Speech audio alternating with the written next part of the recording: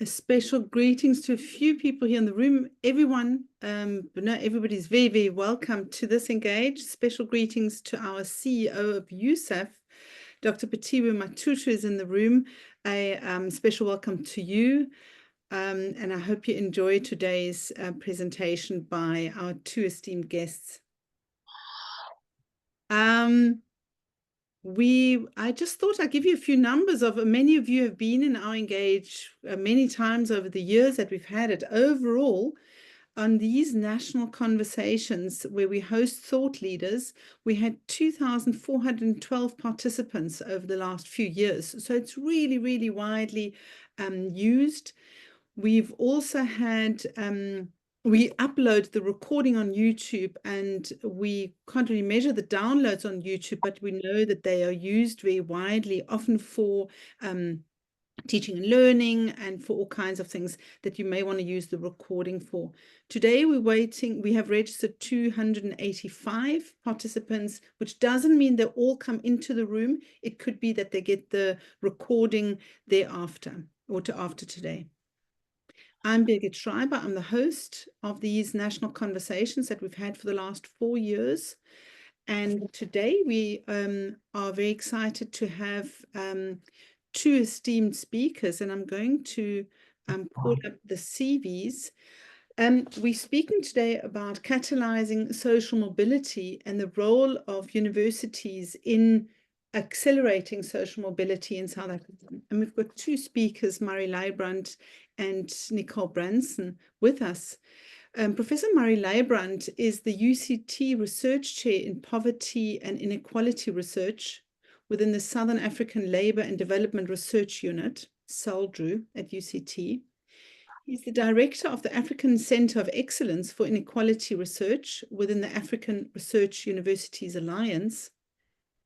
He also serves as on the executive committee of the International Economics Association, and is a senior research fellow of the United University World Institute for Developmental Economics Research. He's also published.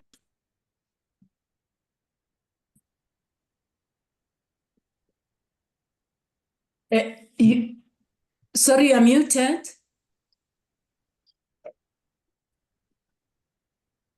Can I ask with my tech team, is it okay? Can you hear me and I'm speaking? Yeah, all good. Yeah. Okay, so there was just somebody that came in.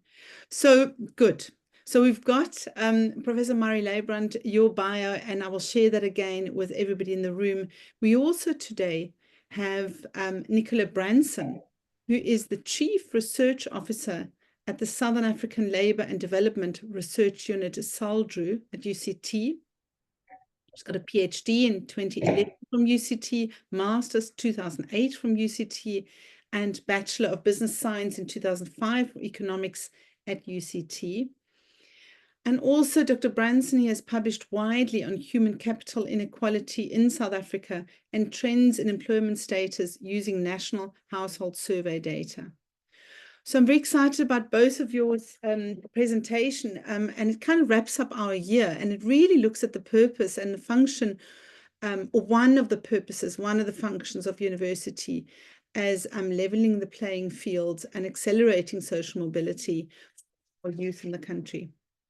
So I wonder if Murray and Nicola, you can put your cameras on and we can switch over to you. Thanks, Murray and Nicola as well.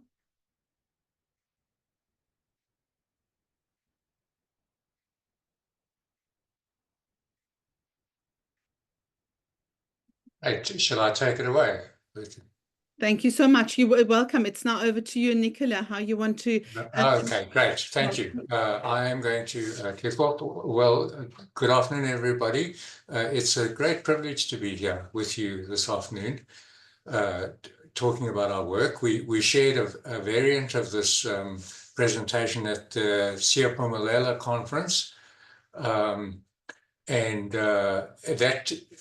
it's these engagements with the people in the trenches of the higher education system that are really a privilege for us, because we do work on poverty and inequality in this country and social mobility. the work we'll be talking about today is how higher education fits into that broader national story.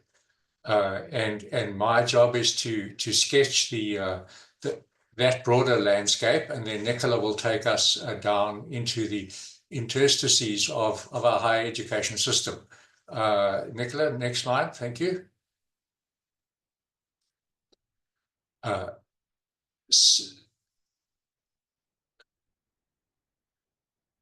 No, you've gone too far.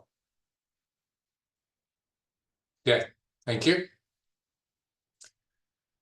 So how we thought we would run the presentation was I will then talk about this texture of our income inequality, and particularly the lack of mobility, of social mobility in South Africa, which sits at the very heart of the South African project, is that we're a transforming society, and all around the world. For example, in the US, I've just come back from a year at Yale.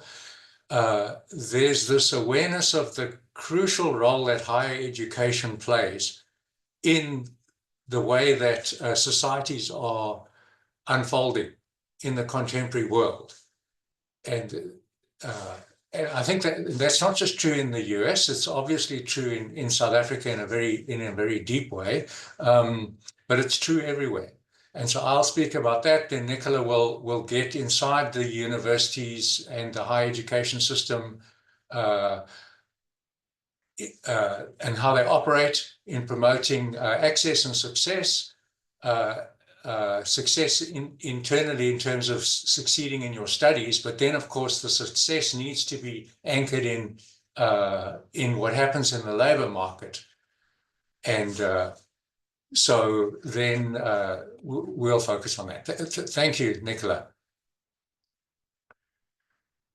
So there's many ways of describing South African inequality. It's become like almost too trite when people say we've got the highest inequality in the world. Well, the whole point of our engagement with you today is to say, okay, but what are the consequences of that? What is the texture of that? And how does it impact on us as a country? And so I picked this slide as one representation of our extreme inequality. And it really reflects what share of the income does the top 10%, the richest 10%, if you like, of South Africans have access to.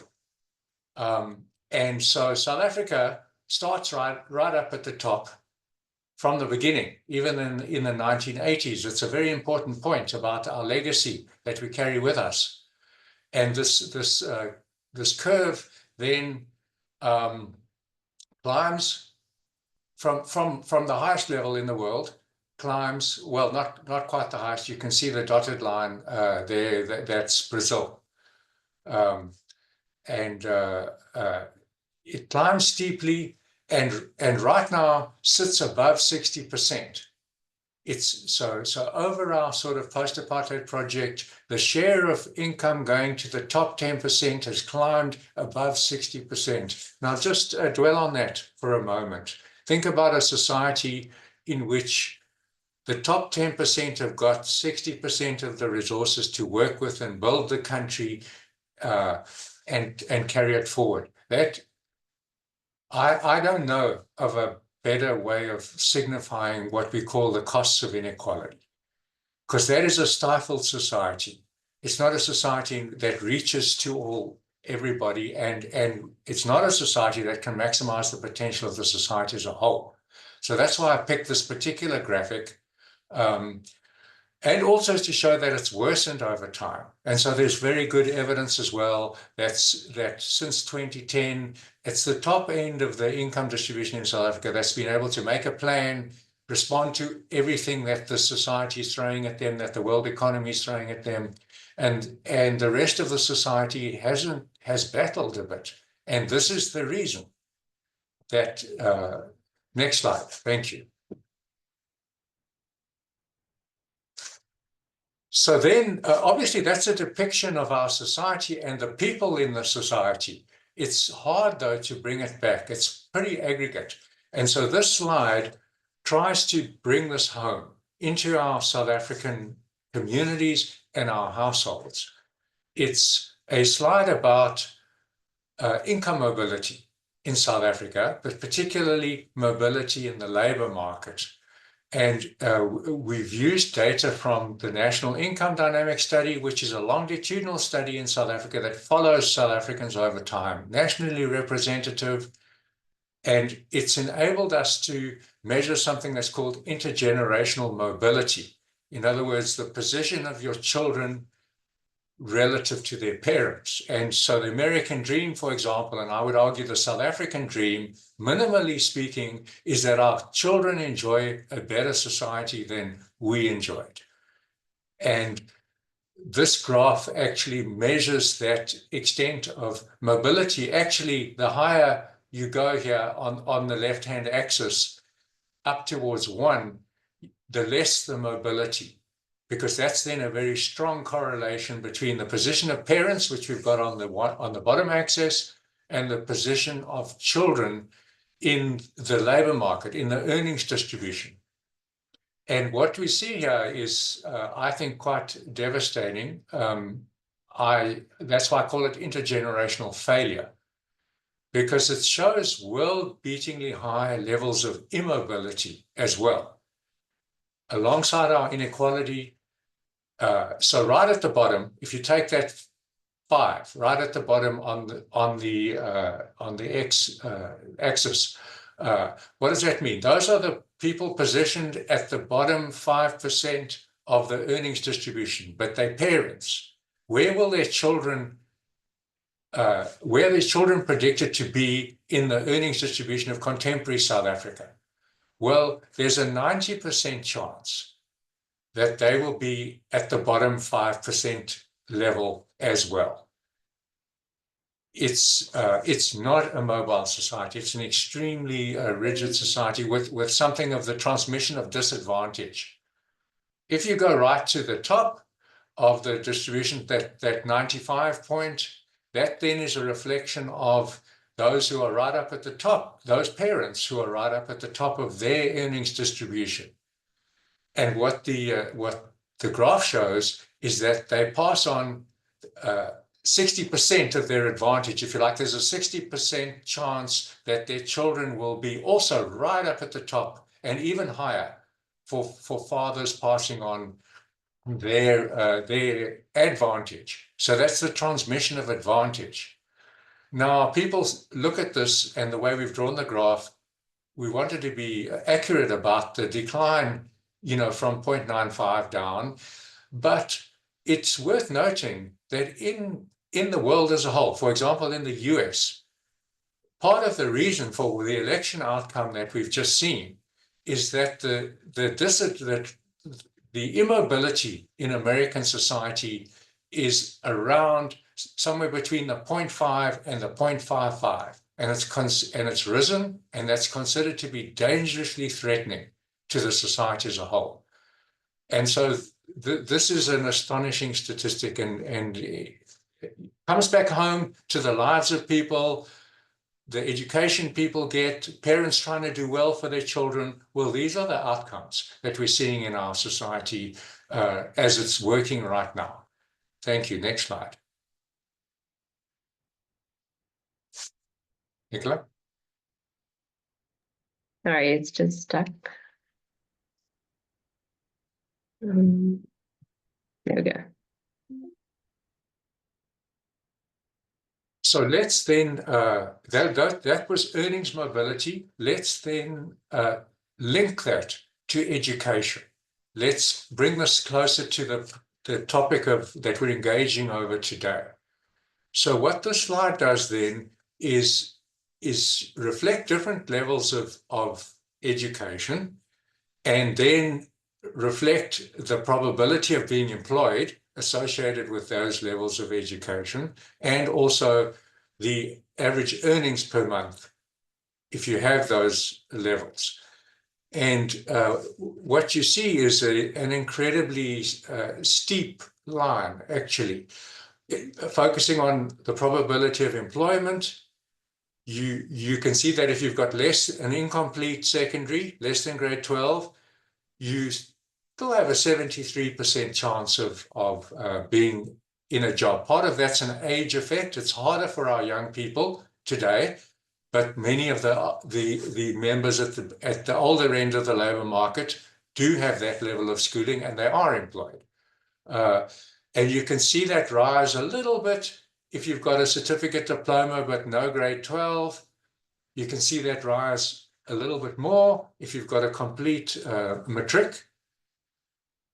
But then it jumps with any post-secondary schooling, and that's the key message that we're going to take forward in today's presentation.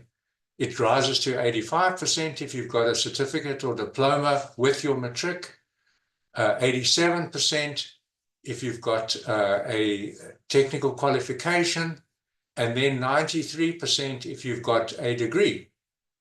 These are obviously averages, and we'll dive into this in a bit more detail later on. Associated with that, of course, you've got a better chance of getting a job if you've got a degree, much better chance, and any higher levels of schooling.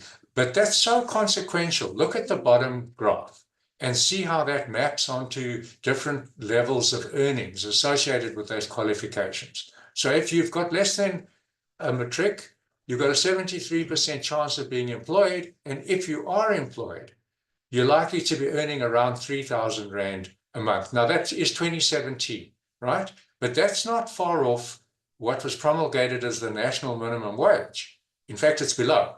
The national minimum wage was 3,500 Rand around that time. So it's below the national minimum wage. And then as you rise, you can see that your average earnings rise quite dramatically. You have both a higher chance of getting a job and greatly increased earnings possibilities associated. And notice the huge jump with the degree. That's well worth it. That ties then to the mobility story that we were talking about earlier. And so what are you passing on with this low intergenerational mobility? You're passing on the low earnings, low probability of employment at the bottom, and the high earnings, high probability of employment at the top. Thank you, Nicola. So now let's look at our higher education system, and quite generally, and how it's performed over the post-apartheid period in terms of the number, the percentages of the population who have attained qualifications over time. And so, and this is taken from the Sia Pambili interactive website, and you can see that it is rising, but there's no change in the share of youth with a diploma, bachelor, or higher qualifications since 1994. That doesn't mean there's not no increase in the number of youth. A share is a percentage of our society that are young people. And it's quite chastening, I think, and I think you'll all agree with me, that it goes from, say, 10.2% in 1994 to 10.6% at the top, and that's for a diploma, bachelor's, or higher. Any qualification, there's a bit more progress, but that's far short of the goal of the national plan, for example, that we set ourselves, and the national plan knew why it was recommending that because of the increasingly important role that higher education is playing in the growing of societies and the flourishing of citizens. Thanks. Next slide. So another daunting slide. I know we're talking to people who are in the trenches with us, and so that's and it's amazing to be talking with such an audience and such a group of participants, because we're the people who are working in this interface. And so this slide then just projects the qualifications obtained by racial subgroups and gender in over this time period, 1994 to 2021. And just to make the key point quickly, so we started out with like a 25% racial gap, if you like, in 1994. And by the time we get to 2021, it's actually risen. The gap between African and white youth attainment has actually widened since 1994. That doesn't mean to say there's no progress in the system. We all know that the huge expansion into the middle sections of secondary schooling. It's about the gap, not forgetting what we showed you just before, that you really need a higher education qualification to get ahead in our contemporary society. So this gap becomes incredibly consequential as to the capacity of our society to transform. Thank you. This is the perfect sort of bridge into what Nicola's going to talk to you about, because this then starts to use HEMAS data, starts to use the administrative data where we've worked with the department, and just reflects the fact that there's a lot of variation within that aggregate story. So part of what we're trying to tease out today is the variation in the system, and is what seems to be working and allows us to think about why. So you can see that although there's no change in youth attainment, there's big differences across provinces. You can see, for example, that the biggest movers are Free State and the Northwest have seen the largest growth in qualifications attained. Gauteng and the Western Cape, however, are pulling further ahead. They have the highest percentage of people with post-secondary qualifications, and they've advanced that. And then there's some provinces that have actually fallen behind. And so it's a varied picture that we need to try and understand, especially given where my contextualization has shown how important this is in the way South African society is working. Thank you.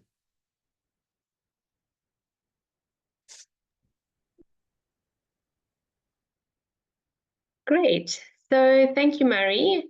And so Marie set the scene for the next piece, where we're going to really use the higher education management information system to look at differences across institutions in terms of how they are contributing to social mobility, in terms of access of students into the system, and then in terms of graduation.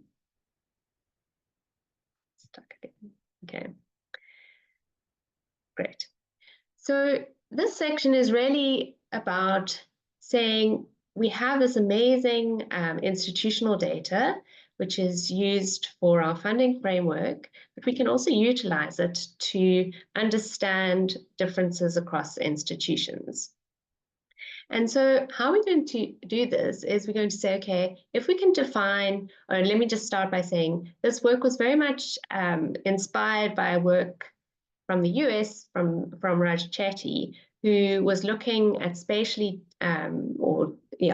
differences in the share of students, or the share of the population that was being catalyzed into the top income sectors of society.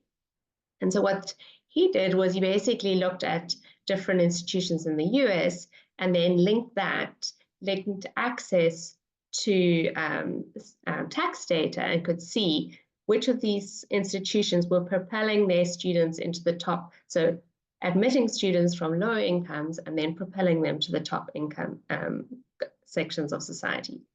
So thinking along those lines, we thought we would use the institutional data we have to start telling a South African story.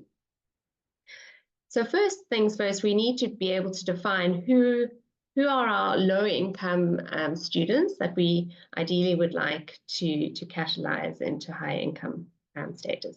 And so how we've done this for this analysis is to map the student's postal code to census information. And by doing this, we can disaggregate, or we can figure out which the sort of average income of those different postal codes, and then group our students into different income quintiles. And then we pick the 3 lowest income quintiles as our low income students. So obviously these are not absolute measures. This is also information from 2011, so it's quite old, but it gives us a way to sort of rank our students in terms of background, socioeconomic background. The next phase of this work is really to use their school information to be able to identify more accurately information on their backgrounds, but that's not what we're going to do today. So what we then do is, once we have grouped our students into these lower income versus higher income students, we can track progress of different cohorts entering our higher education system. So today I'm going to show you information from the 2017 and 2018 cohorts. Now, you might be wondering why we feel it's useful to look at different institutions. And I think it's really about this recognition that each higher education institution is serving a unique set of students in terms of demographics, students coming from different backgrounds, different schooling systems, different urban, rural environments. And also we reflect that, you know, institutions have different histories based on resource levels, what support systems they have within their institutions, and the current policies they have to support low-income students. And so we really feel that this lens allows you to, from an institutional side, understand where the biggest contributor towards social mobility. And in this analysis, we're just thinking of graduation, but I'll talk further than that, but where each institution can contribute the most to social mobility. So what we do is we basically look at, on the left-hand side figure, you can see each of our institutions, and how we've ranked them is the share of students from these quintile 1, 2, 3 postal codes that are being admitted of a cohort. So for example, you can see here that in this data set, 3.3 or 3% of this is the 2018 cohort that attended the Stellenbosch University, were coming from these low income postal codes, up to close to 90% of students entering Walter Sisulu. And then what you can see on the left-hand panel is that we need to take into account that institutions also have different size. So even if you have a small share of students from low-income groups, that still might be a large large number of your students. So that's what that says. So as an example, you can see here that we've got 35% of the University of Pretoria 2018 cohort was coming from low income postal codes, but this represents over 3,000 students. So it's similar to, for example, the number of students that are joining from low income backgrounds that are joining the University of Venda.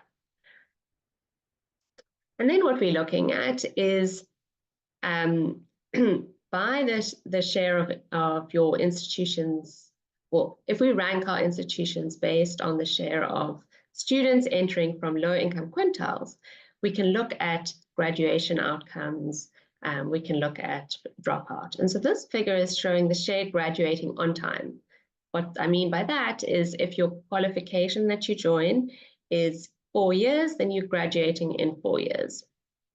And what you can see here, and this is for the 2018 cohort, is that there's a fairly flat line. So institutions that have a high share of students coming in from low income quintiles are graduating a similar number of proportion of those students on time versus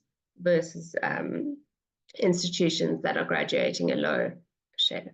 And this is a very different picture from what's seen in the US in Chetty's analysis, where he found that institutions that were admitting a low share of their students, a low share of low-income students, were managing to graduate and propel them to high-income positions much better than institutions that were admitting a large share of low-income students. So it just speaks to the fact that we've got a very different situation here. And interestingly, if you do the same figure for the 2017 cohort, and the reason I thought that might be useful is that the 2018 cohort was the cohort that would have been graduating in 2020, or a large number would be, and so there were all sorts of issues there. But what you can see, if anything, the line is actually upward sloping. So that's saying that institutions admitting a large share of low-income students are managing to graduate low-income students on time at a slightly higher rate than institutions admitting a low share of low-income students. Now, what's interesting is that as soon as you extend the patterns or the picture to N+1 or N+2, so if you allow students to take longer to complete, there's almost like a bit of a convergence among the different institutions. So what you see here is in the left-hand panel, that's a replication of the previous slide, whereas in the middle panel, we're allowing students to graduate in N+1, so giving them an extra year, and then in the third panel, N+2, so giving 2 years. And what this is really showing is that the share, or there are definitely improvements in graduation if you allow for more time. So it's not a picture of purely dropout. It's really, it really does look like, you know, if you extend the time frame, that we are managing to graduate a large share of our students. So for example, if you take UCT, if you give 2 years additional after the qualification time, you're getting to graduate about 65% of students that are coming from low-income postal codes, whereas if you were restricting them to graduating on time, it would only be around 30%. And so UCT is now more similar to the kind of levels that SPU was managing to graduate their students on time. So a lot of variation across the different institutions, and you can see there are definitely groupings of different types of institutions, the universities of technology, and then here you can see your traditional institutions. So obviously it's also important to think about dropout, because part of the picture of you know, delayed or differences across institutions in the share graduating on time is about dropout. And what this figure shows is the share not enrolling in year 2. So those that have left the system in year 2. And there is definitely a relationship here. You can see that a lot of the traditional institutions that tend to still enroll a lower share of low-income students have higher dropout rates. And whereas the institutions with high shares, admitting high shares of students, have lower dropout rates. So this obviously opens a whole lot of interesting questions, or important questions, about what is really going on in the system. Are institutions that are managing or that are enrolling high shares of low-income students, are they set up differently to be able to support low-income students to graduate faster? Is it about differences in composition of who's enrolling, or is it about difference in material? So that's really a research project that we are involved in at the moment, and I'm not going to have information on that today. But what it does also speak to you, and part of what can answer that question, is looking at information about what happens, what are the pathways of students once they leave the institutions? Because if that is our ultimate goal, to really propel them into social mobility to the top end of the income distribution, then we really have to understand how these qualifications are rewarding them in the labor market and broadly in society. But today we were going to look at labor market outcomes. So examining the pathways of students after they leave higher education is obviously key to social mobility. And at the moment, most of our information has come from our surveys. We've got great survey data, and this allows us to sort of track aggregate trends in employment and earnings by subgroups, but it doesn't allow us to look at the institutional differences. And so that has meant that the data that we have on individual institutions, well, the outcomes of different students attending different institutions has been fairly limited. You can't look at that using survey data because the share of the population that has a qualification is quite small, and you don't typically ask about different where you attend in survey data. So this is a recent paper that looked at broad unemployment levels, and by broad unemployment, all I'm saying here is anyone who would like a job, whether they are actively searching or not, they're included in the denominator. So they're part of the labor force, and so we look at the share of that group that is unemployed. And so what you can see here is that there's definitely been creep in unemployment rates among graduates. And graduates in this study are defined as anyone with a bachelor's degree or equivalent. So it's quite specific in that case. And what you can see is there's almost been like a doubling of the rate of unemployment. However, if you look at some of the other categories, you realize like you really have to contextualize graduate unemployment in the broader South African context. And what you see here is any other tertiary qualifications, there's been more than a doubling of the unemployment rate. What just shows is that there really is,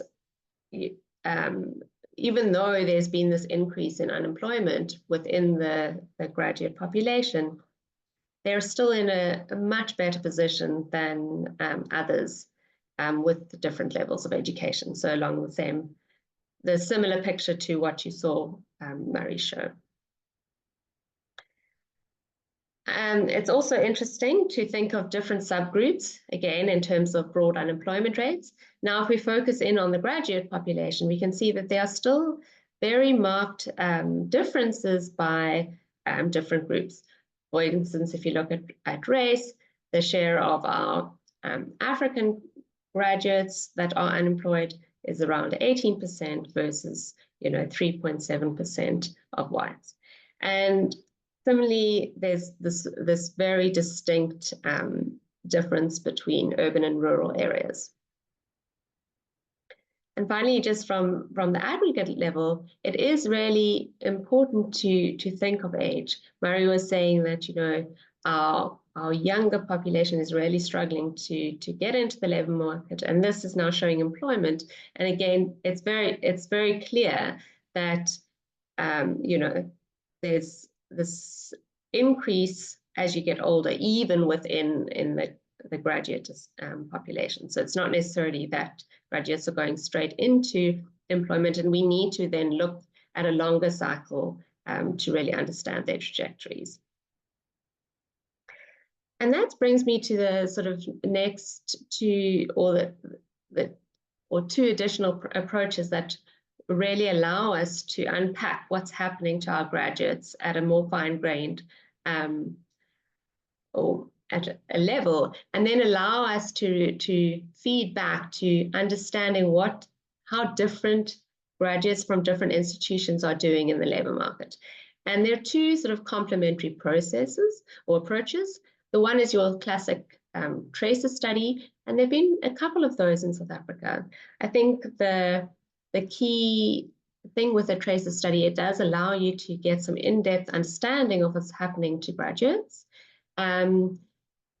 The downside of the tracer study is that it tends to be infrequent, and there have been concerns about sort of how representative the samples are, because it's quite difficult to contact graduates and get a representative sample. So another approach is to, just like we using that very rich HEMIS data, is to use administrative records. And so if, like we spoke about Chetty, we can match the HEMIS data to SARS National Treasury Panel, and therefore allow us to trace our students as they leave the higher education system and enter into the labor market. The benefits of this is that you can get high frequency data, so the data is quarterly, and it allows you to really understand the pathways of anyone who enters into the tax system. So I'm going to show you two examples. So this, and really to highlight how important it is to understand graduate trajectories by different institutions. So this one is coming from Mike Rogan's study of the Eastern Cape graduates. And you can see here that this is again broad unemployment, that the unemployment rates differ markedly by both institutions and by different sectors, as we might expect. So we can see here that the overall unemployment rate for Rose University of the 2010-11 graduates in 2014 was around 6.8%, and this compares to a graduate unemployment rate of 20.4% for those that graduated from the University of Fort Hare. And here again, if you look at, for example, the humanities, the unemployment rate is higher, and yeah, so that's using a tracer study approach. And this is really the kind of first study that has managed to link some of our higher education data. And this comes out of, this is a study by Vilchitz and also Rogan and McQuan. And they basically were working within NSFAS. And so they had access to which of those graduates or which of the students they funded ended up in the tax base. And so what they're showing here is different employment rates of the 2015 NSFAS graduates. So what share of the NSFAS graduates were employed in 2017 of those who graduated in 2015? And you can see that there are large differences across institutions. CPUT, so Cape Peninsula University of Technology, having the highest employment rate, down to University of Limpopo at 57%. So again, this is not about creating, it's not about anything except, oh, there's suddenly a line there. Really understanding different context, you'll realize if you think about it that many of the institutions with lower employment rates are also located in the more sort of rural areas, and these data also don't account for the fact, for example, that some students are more likely to continue their studies into postgraduate at sort of more of the traditional institutions. So but it does really illustrate the potential of how we can use these linked administrative data to understand the trajectories and how different institutions are managing to graduate and propel their students into the labor market. So by examining each institution's unique context in terms of the students they're taking in, we can really understand and enhance the role of higher education in promoting social mobility. And that's really what this is trying to illustrate. What this kind of framework thinks about is that it's they're kind of different. They're three dimensions, sort of increasing access of students from lower income backgrounds, really supporting those students through to graduation, and then obviously understanding and figuring out how to propel them into graduate employment. So, and broader than even just employment, but into successful livelihoods afterwards. And so the framework really says, you know, you can improve low income access. So if you do know where on this kind of access success spectrum your institution lies, you will be able to assess where it is that that institution can focus to improve social mobility. Yeah, so this just reiterates what I was saying. So I'm going to leave it here on this final slide, which raises a couple of questions that the analysis shows. So what you'll recall is that there was this continued improvement in graduation rates if we allowed for more time. We also know that NSFAS funding is only currently available until N+1. So it does speak to questions of, you know, it makes you think about whether funding needs to be extended, or if there are different funding ways to support students that are likely to graduate if given it more time.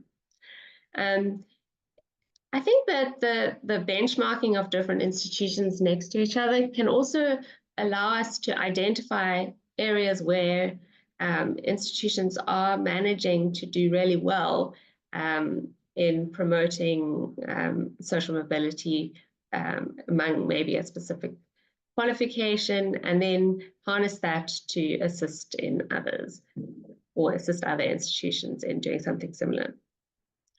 And yeah, I think it's also in thinking of student and biasing and understanding where students go within the system, both in terms of graduation, but then also post-study outcomes, can be a really important dimension in this process. So I think I'm going to stop there. Thank you. Thank you very much. This has been fantastic. This is just so great to give clear stats on, you know, on exactly this kind of, how do we know which institution is delivering to which outcome. Professor Badat is raising that, of course, it's quite reductionistic somewhat to say that success is being reduced to pass rates and graduation outcomes and graduation rates, and that it's hard to measure quality of graduates and their abilities to contribute to development of the country. And I want to link that to a question on the difference between graduate employment and graduate, sorry, it's linking it to graduation rates and employment rates, that this is quite difficult to understand, because it seems that even when some institutions are graduating really well, their students might not be employed as well as other students. Can you make sense of that?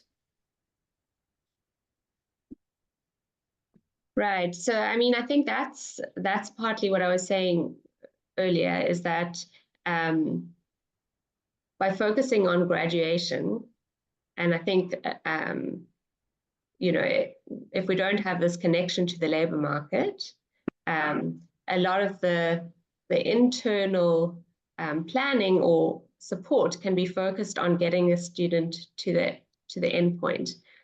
But whether that will then assist you after you leave the system, we haven't really had a close link. I know obviously different institutions have their sort of exit studies, and you know, there's definitely there's the recognition from the department that these sort of tracer studies are really important. But at the moment, I think a lot of the decision making is happening within this system. And it's true that you know, there are these differences once you leave.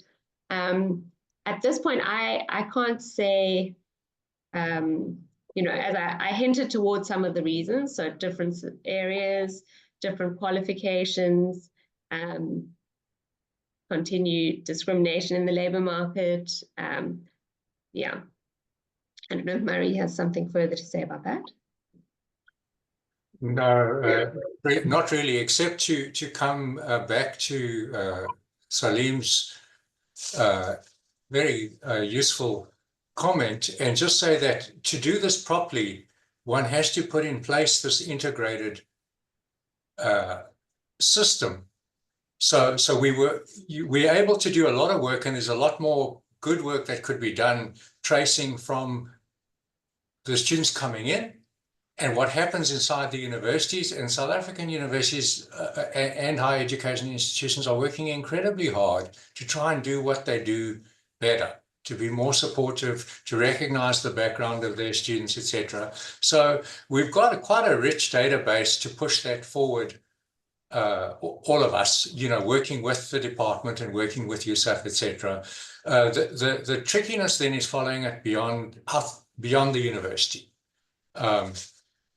So we could make some progress on Salim's point if he could come up, you know, if collectively we could work out some sort of qualitative assessment that wasn't just what's validated in the labor market, but some sort of, you need to be able to come to grips with this issue of the potential contribution of your students to society. It's not so easy, but it's not impossible.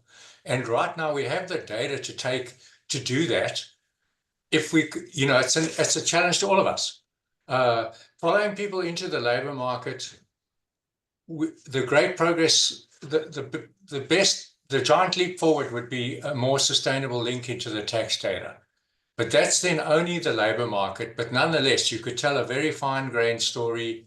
The weakness with the tax data is you don't pick up the unemployed. But I think, you know, what we're trying to show, I think answering all of these questions is all of our huge challenge, really. And so some sort of integrated approach with integrated data, it would be incredibly helpful, I think. You know, there's a question that's just popped up about creating a better understanding between universities and employers. Yes, that's true. And there are some, like Georgia State, for example, in the US, has just intentionally worked incredibly hard with very disadvantaged students to make sure that it's not only the Harvards and the Yales and the whatever, because the problem with that sort of link between employers and universities is that the better off universities have better links with, you know, with employers. It's a bit of a self-fulfilling prophecy. So we want to be careful with modeling anything on the American universities. They seem to be getting things awfully wrong a lot of the time. In terms of their graduates that they produce, their graduates have in terms of graduate attributes. Right. You've got to look really hard at universities that have intentionally said, no, we're not going to cut out disadvantaged students from our universities at the admission stage. This is our constituency, and what can we do to make them succeed? You know, there are not that many American universities that are willing to do that, actually. And maybe, I don't know about South Africa, but that's up to the panel, up to all of us.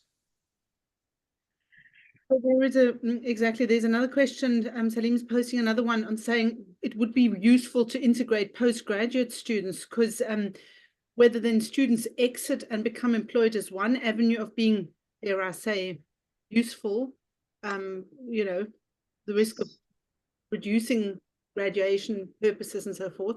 So it's an exiting on employability, and then also going on to do postgraduate studies and adding a completely different value to the country that we know our postgraduate students do in a different kind of way. Yeah. And say something about integrating that data? Yes. Nicola can come in now, but let me just quickly say that Salim's got a great point. If you think about what I call the STEM fetish, it doesn't make me very popular, but because the data is nuanced enough to show that that's not the only thing going on here, right? So it makes the case that there's much more that your graduates have than their actual degree. We showed the degree was counting, but that's also because of the nature of the labor market, right? Salim was asking a deeper question about, okay, but how well equipped are you graduates to actually go and forge their own path, make a contribution to society? So the data does reveal a variegated picture, but it's still, well, we're economists, so we just narrow Neanderthals in some senses, right? So, but educate, you know, one can make progress on those issues if you can confront them and tackle them. Maybe Nicola, you might. Yeah, I agree, and I think direct to your point, we can look at, you know, which of these students are going on into postgraduate studies as an outcome that we can do without even linking to the tax data. So I mean, I definitely think that's a useful piece to add. Yeah. Do you have any ideas about how you might measure broader outcomes beyond just the sort of basic education ones? I've always wondered, like, from a different discipline, what might be a way to, like, what would we measure? What would we be able to measure? There are measures, if we call it graduate attributes, or we call it citizenship, we call it all kinds of, there are measures on how to do that. So which university produces, oh, it's such an awful word, but which university generates graduates that are critical thinkers, that are responsive to South Africa's needs. So there are measures that you can measure that. It'd be interesting to kind of overlay your data with that. And one last question before we wrap up. I hear that some institutions are more successful with lower income students than other institutions. What implications does it have for funding these institutions? I mean, I suppose what I'm saying is, if we want to use universities as a tool for mobility, then we ought to be funding some institutions more than others. It, you know, flows from there. That be controversial? Is it something? What is your position on that? Should I go first, Mary? Or? Yes. Okay. I mean, I suppose for me, this is something that I've been wondering about. So, so a lot of the institutions that have a high share of low-income students, it maps very well to the share of students that are funded by a NSFAS. And if you look at sort of the aggregate pictures, what you're seeing is that the share of funding going towards NSFAS funding has kind of equalized with the share of funding going towards institutions. So in terms of, you know, the block grant and the earmark grant.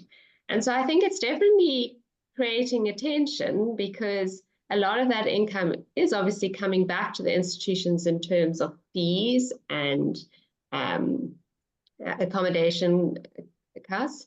But if you look at the trends and sort of where the shortfall is coming, and it really is in terms of those earmark grants, which were set up to correct a lot of the issues.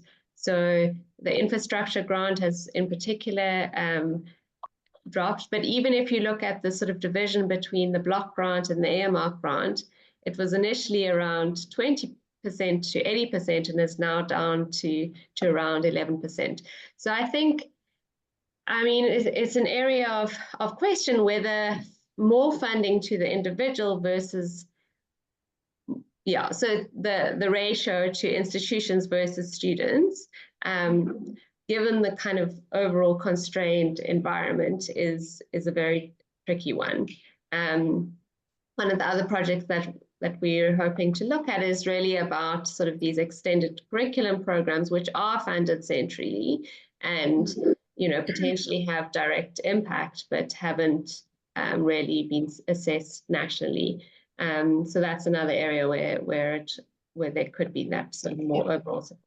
Yeah, and I also liked hearing that the N+1 are more successful than the not, you know, if we don't fund, and then N+2s are even more graduating, and that's really reassuring that there is one avenue. We know that if we give people more time to learn the same material, they come out with the same material and they in fact do well. So some people just might need an extra. Right. Yeah, and Right. And I think that's a sort of a nice closing message to this particular group, that you are making a difference, and you can. But that meshes, that's a difficult mesh then with government funding each year of N+1, N+2, that's like billions of rands, right? And so we pared back. Mm. I think there's got to be some optimal, like we could decide as a society, okay, N+2, because of the importance of that, but that implies a lot of things in the budget. But nonetheless, my message and my thanks to all of you guys who are working so hard in the trenches is that you can see that what you do makes a difference. It's in the data. Yeah, yeah. That's Murray. This is such a hopeful message. I was getting awfully depressed seeing some of this, I must admit. So it's 30 years, and we work very hard in higher education, and we know education is a mobility avenue, a sure mobility avenue. It's an avenue for a country to grow itself, and we know that this avenue works, and we are all, throwing our hands up, saying we need more money to do this. And to pave this way, to enable this avenue that we know is a sure avenue for the country. And it's good to hear you closing on this very positive message. Nicola and Mary, thank you so, so much. We will tomorrow morning, the recording is going out to all the participants. Your PowerPoint slides will also go out to the participants. Also, your link at your website, at the Sia Pambili website, that link will also go out. Thanks. One of the participants sent it to us. So everyone, thank you very much. We've gone over time. Thank you very, very much for being here. You will get all the recordings tomorrow, and have a lovely, wonderful rest of the afternoon in South Africa. Bye-bye. Thank you so much, everybody. Bye. Bye-bye. Bye-bye. Thanks, bye. Bye-bye.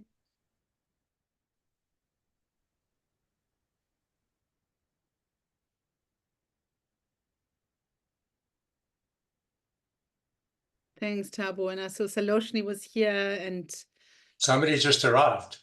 I know, but you know what? I think that they were sitting in the waiting room, and as people drop out, they just put it on re-entry. Some people get kicked off again and again, and so it's really hard. And anyway, thank you very, very much. That was thank you very much. It's really just nice. been so fantastic to see data backing up what we do. Although it didn't, I must admit, it didn't feel so hopeful and positive at some point. No. So that's systemically, right? I think you're right. And there are different levels here. It's our job, because that's the level, and Petiwe's job to sit together. And Thandi Lewin, for example, it's our job to grapple with those systemic issues. But in the trenches, some universities are working incredibly hard, and they do give their graduates something, very valuable. Yeah, exactly. And I mean, that was Salim's point, what kinds of graduates are coming out. And that's why I'm so, in America, one is so anxious to kind of what kinds of work are those universities doing to produce such voters who are so against democracy, against human rights, against equality, and to have 50% of a population. Well, this higher education thing is a fundamental fissure in contemporary America. Yeah. I think if they do I don't know how they get their polling data, but it would be well into the 90 percentiles that would have voted blue in the American of anybody with any post-secondary anything. Yeah. But it's such a stark cliff. Yeah. That's the whole problem with America, is it's been so non-inclusive, and that's a warning for South Africa, Yeah. So there's a lot to be said, because also, we need to think about how the universities contribute towards a world that trusts knowledge and trusts data and trusts evidence and makes decisions based on that, rather than a belief on what stops COVID and beliefs. And so we need to think about how do we make people more trusting again the university as a site that generates truth and a way forward. Anyway. Yeah. Okay, so we're down to, thank you very, very much. I'm going to send you an email.